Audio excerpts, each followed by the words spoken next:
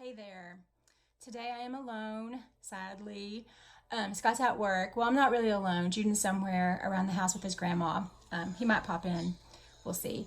But I really wanted to talk to you about something that God has just really revealed to me starting yesterday into today. And it's very simple. Should have known this a long time ago. I hate that I am such a hard learner.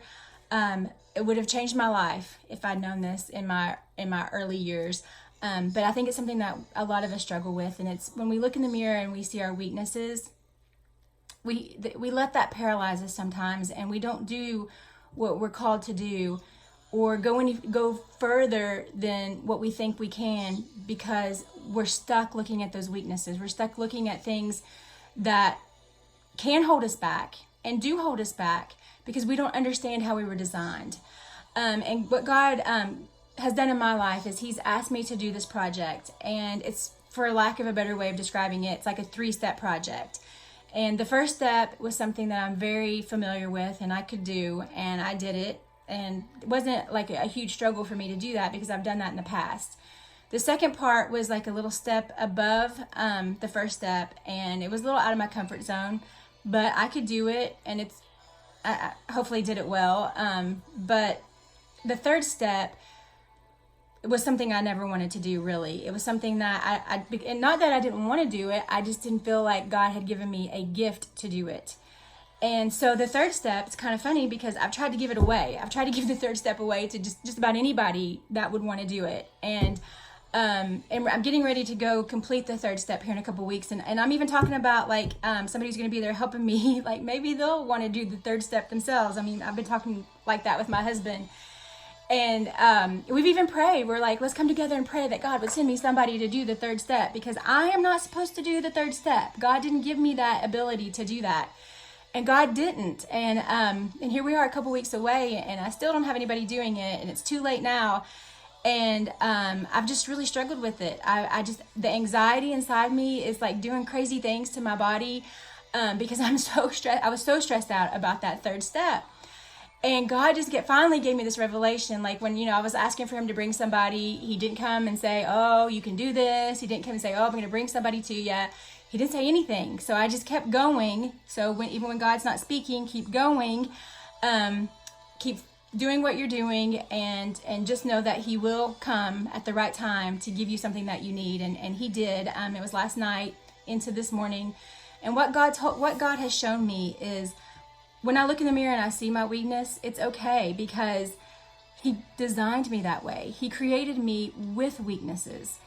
And that's something that really you don't want to think about that, because I don't like my weaknesses. I don't like being weak. I'm a very kind of a strong person, and I don't like to look at myself and think that, oh, there's a weakness there. There's something I can't do there. I hate it, as a matter of fact. I hate even admitting defeat in any way.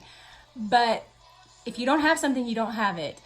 And so I would look in the mirror and I'd be like, I can't do this. I just absolutely can't do this. And I would tell my husband, I can't do this. And God was like, you're right. You can't do this. I didn't create you to do this. And I'm like, whoa, so why am I doing this?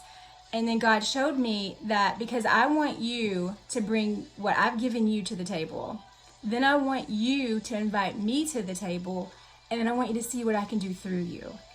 You're created with weaknesses because you're created to need me. You're created to desire me and want me. Because when I come into your life, I'm not a robot controller, but what I do is I complete you. Like we say, like there are guys and girls that complete us. No, a guy and a girl will never complete you.